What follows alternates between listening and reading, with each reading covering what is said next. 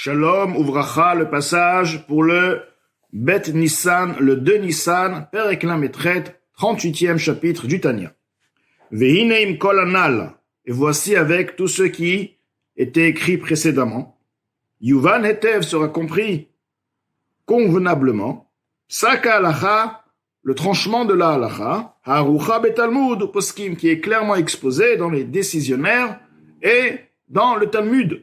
Deirur lav kedibur dami. Cette halakha nous dit, une pensée n'est pas à considérer comme une parole, ne peut pas remplacer une parole. Et donc, ve'im kara kirat shema b'marshavto ou belibo levad, si la personne a lu le schéma de par sa pensée, dans son cœur uniquement, bechol koach kavanato, et ceci a été fait de toutes les forces de sa concentration. Donc il a vraiment fait pleinement en ce qui concerne la qualité, la concentration, l'attachement du concept du Kriyat Shema, la compréhension du Kriyat Shema. Lo yatsa yedei chovato, tout de même il n'est pas quitte de son obligation. Betzarich larzor velikrot, il a besoin à nouveau relire, c'est-à-dire il a besoin de le lire, de le prononcer. Bechen birkat Hamazon, ainsi ce qui concerne la bénédiction après le repas de Horaïta, qui est de la Torah écrite. Au Bishar, brachot, des Rabbanan, de même aussi ce qui concerne l'obligation de faire les brachot et bénédictions sur la nourriture, etc., par exemple. Et ceci, bien que ceci ait été institué par le Chachamim, par les sages, tout de même, s'il a eu une concentration mais il n'a pas lu, il est toujours pas quitte. Au Betfila, la prière, la Tfila, qui est aussi mis des Rabbanan de par nos sages. Maintenant, si, en revanche, il a effectivement extrait de par ses lèvres, il a lu, il a dit, mais sans avoir une concentration, sans y penser, a posteriori, il est quitte de son obligation. Il n'a pas l'obligation à nouveau de le relire avec une concentration. Levad n'est pas sous Grishon chez le Kriyat Shema, à l'exception du premier verset de Kriyat Shema, Shema Israël, Hashem Elokeinu, Hashem Echad, que effectivement s'il a lu sans prêter attention, sans comprendre l'explication des mots, il a besoin de le relire. Ou Bracha Rishona shel Tfilat Shmoneh Esrei, la première bénédiction de Shmoneh Esrei, K'deita beresh perek bet de brachot, comme il est rapporté au début du deuxième chapitre du traité Brachot, Ad kan mitzvat kavana, jusqu'ici la mitzvah de kavana, veut dire jusqu'au premier verset du Kriyat Shema, la première bénédiction de Shmoneh Esrei, la mitzvah, effectivement, d'avoir la compréhension de ce qu'on lit, effectivement, la kavana, mikan va'elach, mais à partir de là et plus, mitzvah kriya v'chulu, la mitzvah, et la lecture, etc. Donc, pourquoi effectivement cette importance, alors qu'a priori, la personne a vraiment le but de la lecture, c'est de se concentrer, de comprendre, de s'attacher à Kadosh Baruch Hu. Et là, on nous dit que si la personne n'a pas du tout prêté attention à ce qu'il a lu, il est quitte. Mais s'il a prêté attention, mais il n'a pas lu, il n'est pas quitte.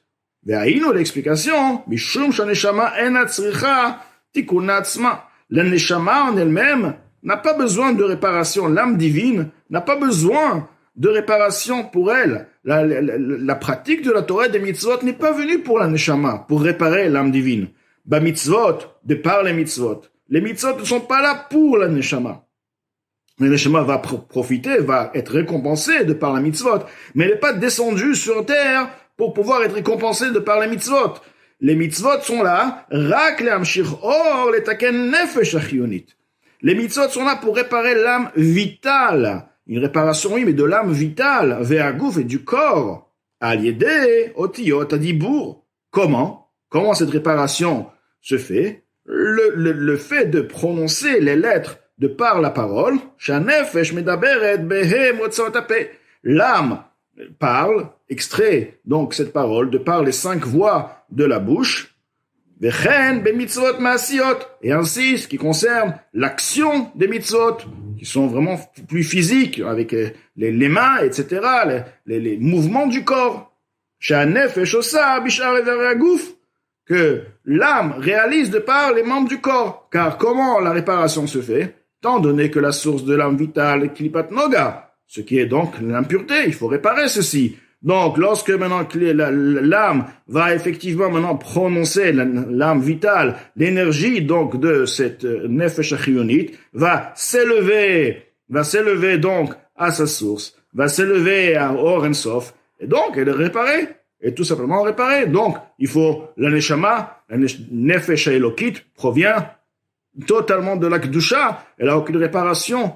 Donc, c'est justement la prononciation, l'action qui demande une énergie de cette âme vitale, car sans l'âme vitale, l'âme divine ne peut pas réaliser. Donc c'est l'âme vitale qui réalise cette mitzvah, l'âme vitale donc qui s'attache au Or En Sof, et de même le Or En Sof qui vient aussi sur le corps, car le corps en lui-même aussi a une vitalité qui provient de Klipat Noga. Le corps a aussi une vitalité puisqu'il existe à chaque instant, comme tout élément du monde qui a besoin d'une vitalité constante pour exister à chaque instant. Donc maintenant, le corps, avec cette âme vitale, élève la vitalité qu'ils ont, la source de leur vitalité à Or En Sof. Donc, deux choses. Déjà, ils ont réparé une certaine quantité, si on peut dire ainsi, de leur âme, des forces, donc de leur âme vitale. Et deuxièmement, ils ont préparé donc ce Or En Sof cette vitalité qui est maintenant Or En Sof, qui va se révéler sur cette terre-là, à la venue du Mashiach. Donc nous avons bien compris le concept, l'importance de l'action, en d'autres mots, l'importance d'utiliser les forces de l'âme vitale et des sujets de ce monde matériel. Tout de même, Af al-Piken, malgré ceci, l'importance, effectivement, la sotor, kikarov, elecha, davar, meod, bivcha, bivavcha, la sotor, faire sur terre, nous avons compris, dira, batartonim. Malgré ceci, Amrou, nos sages ont dit, rapporté dans le Shla, Tfila, Oshar, Bracha, Belo, Kavana, une Tfila, ou une bénédiction, qui a été faite sans concentration, sans y prêter attention, sans penser, et même plus que ça, comme Mosakam nous dit, pas sans penser, sans vouloir s'attacher à Kadosh Baruch Hu de par cette mitzvah, Hen, Keguf, Belo, Neshama. Ces mitzvot, cette fila, ces bénédictions sont considérées comme un corps sans âme. Le corps est là, mais il n'y a pas d'âme. Quel est le sens donc? Un corps qui est sans l'âme, donc un corps mort, si on veut. Donc le corps, l'action, si on veut, a été faite. Effectivement, la mitzvah elle a été faite. La prononciation a été faite. Mais il n'y a pas de neshama. Pirouche explication. De la même manière que toutes les créatures se trouvant dans ce monde-ci, qui ont un corps et qui ont une âme. Une créature, un être vivant, forcément, il doit avoir un corps, il doit avoir une âme. Shehem, donc, ceci, il s'agit de qui? Nefesh kol chai veruach kol psarish. L'âme de tout vivant, l'esprit de toute chair de personne, Venishmat kol asher ruach chaim be'apav, et l'âme de tous ceux qui ont un esprit de vie dans leurs narines, mikol ba'alei chaim, de tous les êtres vivants. Donc, composition de deux choses, gouf et neshama, corps et âme. Donc, spiritualité avec le corps. Ve'Hashem mechayet kulam, Akadosh Baruch Hu fait vivre tous, ce qui veut dire, il fait vivre le corps et il fait vivre la neshama, car cette neshama a besoin d'avoir une vitalité pour exister, pour être une neshama, pour être une âme vitale, un souffle de vie. Il les fait exister du néant à l'existence continuellement, c'est-à-dire qu'ils sont en réalité néant. En réalité, c'est du néant, mais c'est une existence qui se fait donc à chaque instant, donc pour sortir du néant et devenir une existence, donc une vitalité constante. Be'or vechayut, comment ceci se fait? De par la lumière, de par la vitalité, shemashpia ba'en, qui l'influence dans ce corps, qui influence dans cette neshama, si on veut, qui crée cette neshama, parce que la neshama n'existe pas, elle n'existe que par cette influence. Donc, c'est une manière de s'exprimer. Il influence donc dans un corps, une force qui va donc créer à chaque instant cette neshama et ce corps, chez Gam Agouf Achomri, afin que le corps, même le corps physique, va filu avanim ve'afar adomem, et même la pierre, la poussière, la terre, minérale, inerte, mamash concrètement, yesh bo or vechayut mimeno idbarach, a en lui une vitalité, une lumière de lui béni. Shelo yarzor liot ain ve'efes ke sheaya, afin que la matière ne redevienne pas nulle et inexistante comme elle fut avant sa création.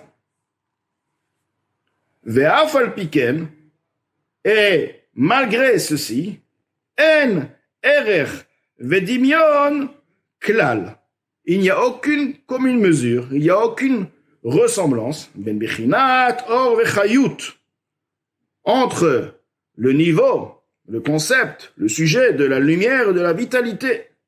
Ameir bagouf, qui est clair, qui fait vivre, donc qui est vivre le corps, les gabé bichinat or vechayut ameir baneshama. Vis-à-vis, enfin, en commune mesure avec la lumière et la vitalité qui est claire dans la neshama, dans l'âme, shehi nefesh kol chai, dont cette neshama est l'âme de tout être. Ce qui veut dire, nous avons ici un or continu, une lumière divine continue, qui fait exister la neshama, qui fait exister le corps. Sans cette lumière divine, il n'y a pas de neshama, il n'y a pas de corps. Tout de même, il y a une différence entre la qualité de lumière qui va faire vivre la neshama, et la qualité de lumière qui va faire vivre le corps, comme il va expliquer plus loin. Donc, nous avons compris déjà un point, comme quoi l'importance de la kavana ressemble à une neshama. Nous allons voir par la suite quelle est la ressemblance, et que de la même manière que la neshama, donc, nous explique, a besoin forcément, logiquement aussi, et une vitalité, une lumière particulière, parce que ça reste tout de même une neshama, c'est un sujet spirituel, alors que les pierres, ils ont besoin d'une vie, ils ont une vie spirituelle, ce or qui les fait vivre, un nitzot, c'est une vie, comme on va le décrire, qui est là constamment, mais tout de même, forcément que cette lumière n'est pas du même niveau, la même puissance que la lumière et la vitalité qui fait vivre les objets, l'objet, la matière même.